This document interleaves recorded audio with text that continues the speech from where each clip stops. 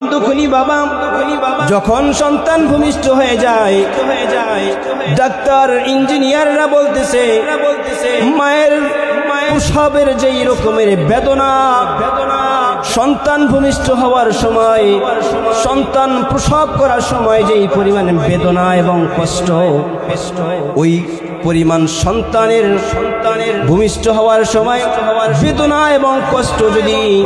কোন রকমের ডিভাইসের ভিতরে একত্রিত করে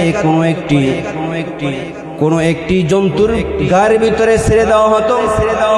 ইঞ্জিনিয়াররা বলতেছে যেই পরিমাণের ব্যথায় মা